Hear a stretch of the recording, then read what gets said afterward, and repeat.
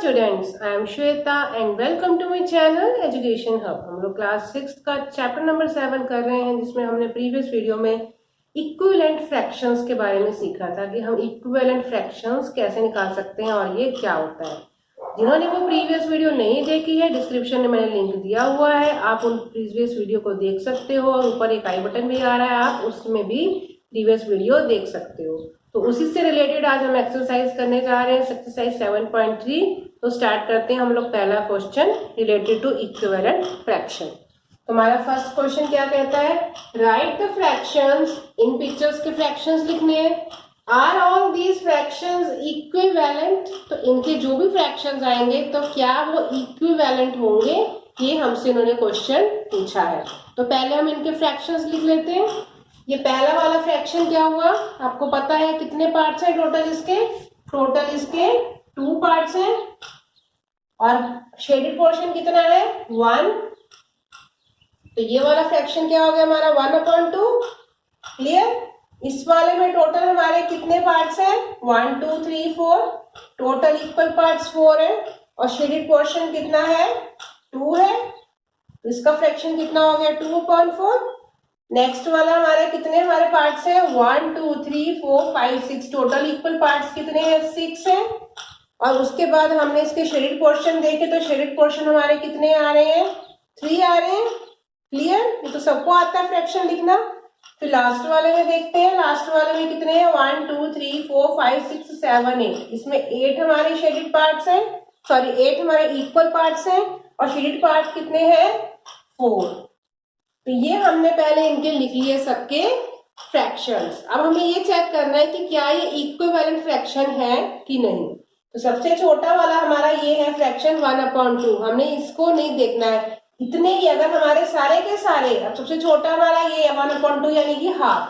तो हमें बाकी सबको कैलकुलेट करके देखना है कि क्या सब के सब इसके बराबर आ रहे हैं कि नहीं। सबसे छोटे वाला फ्रैक्शन है क्योंकि इसमें हमारा ये आपस में किसी ऐसा नंबर हमारा कोई नहीं है जो दोनों में कॉमन हो, जिससे ये फ्रैक्शन ऐसा कोई से डिवाइड हो सके। सबसे छोटा नंबर ये है। अब हमने नेक्स्ट चेक किया 2/4। अब 2/4 आपने देखा कि 2 के टेबल में 2 भी आता है, 2 के टेबल में 4 भी आता है।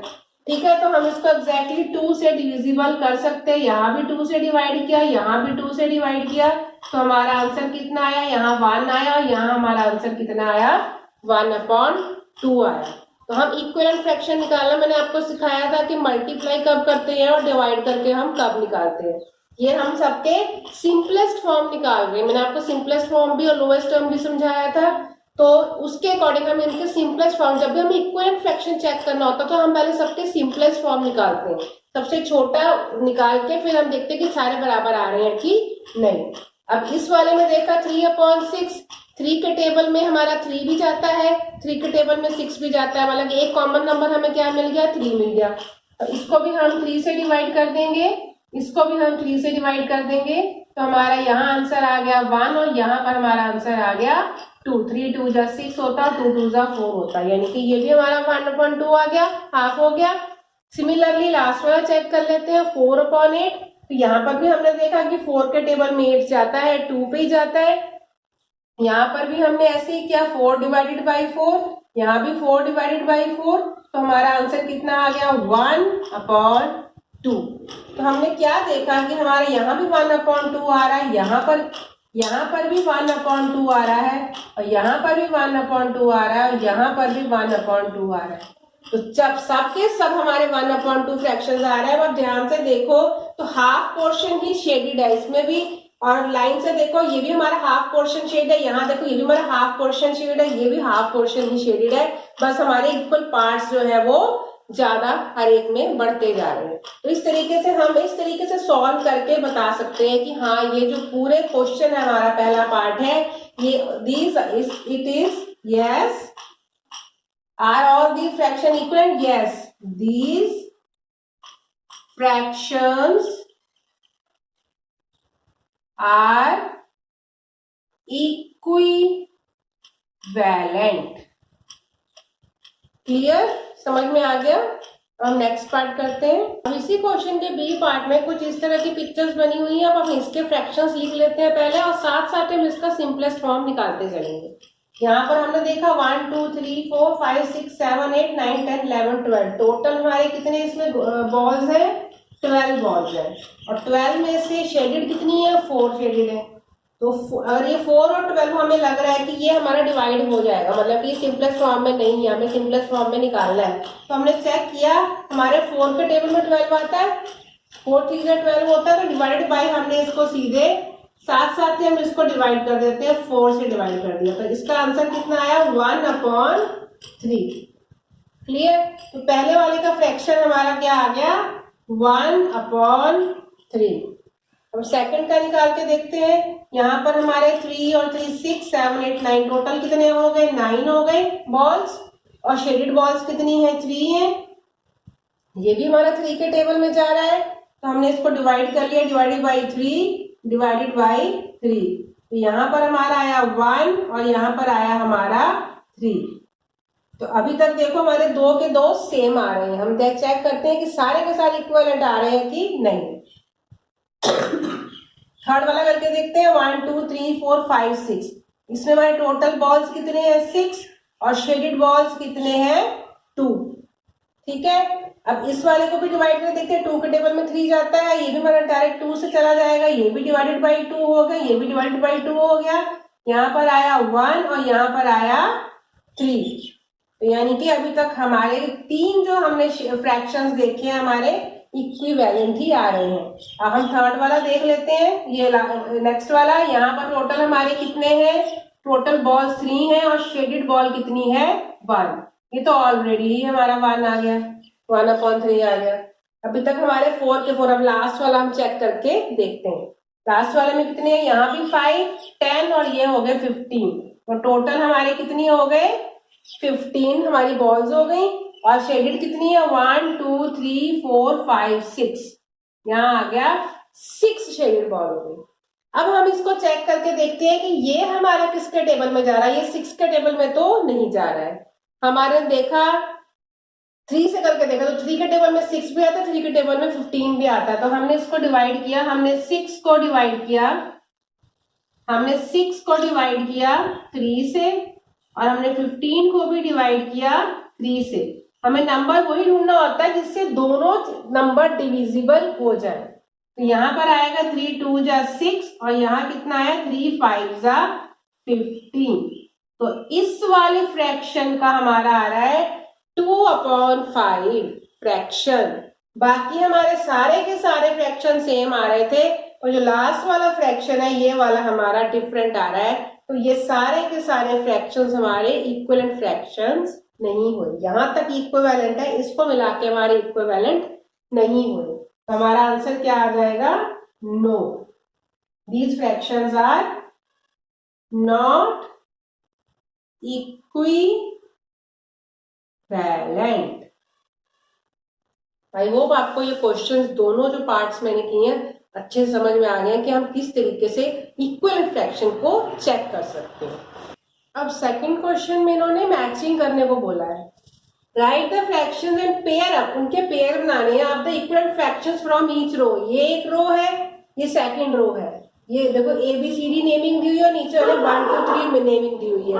तो इन दोनों रोज के फ्रैक्शंस निकालने और उनके हमने पेयर बनाने कि कौन सा किसके साथ पेयर बन रहा है। तो हम पहले सबके फ्रैक्शंस लिख लेते हैं। सबसे पहले हमने इसका फ्रैक्शन लिखा, तो हमारा इसका फ्रैक्शन कितना आएगा, 1/2 आएगा। सबको पता है, मुझे बार बताने की जरूरत नहीं है कि फ्रैक्शंस कैसे लिखते हैं। इसका फ्रैक्शन 1/2 आया। इसमें 1 2 3 4 5 6, तो हमारे कितने हैं, 6। और शेडेड कितने हैं, 1 2 3 4। हमारे शेडेड पोर्शन कितना है, 4/6। इस वाले में हमारा कितना हुआ, 1 2 3 4 5 6 7 8 9, तो 9 हुआ। और ऊपर कितना आया, 3 आया। इस वाले में 1 2 3 4 5 6 7 8, इसमें हमारा 8 नीचे आएगा और 2 ऊपर आएगा। और इस वाले में हमारा फ्रैक्शन कितना हो जाएगा, 4 और ऊपर आएगा 3। तो हमने ये सारे इन वाले पार्ट्स के फ्रैक्शंस लिख लिए। ये हमारा ऑलरेडी 1/2 है, इसको हम और स्मॉलेस्ट फॉर्म में नहीं कन्वर्ट कर सकते। ये वाला हमारा स्मॉलेस्ट में कन्वर्ट हो जाएगा। ये हमारा डायरेक्ट 2 से डिवाइड हो रहा है, तो 2 से डिवाइड होगा तो यहाँ 2 2 जा 4 और यहाँ 2 3 जा 6। अब मैं आपको लिख के नहीं करके बता रही हूँ, ओरल बता रही हूँ कि दोनों तरफ 2 से डिवाइड हो रहा है। 2 2 जा 4 होता है और 2 3 जा 6 होता है। तो ये हमने इसको स्मॉलेस्ट फॉर्म में लिख लिया, सिंपलेस्ट फॉर्म में लिख लिया।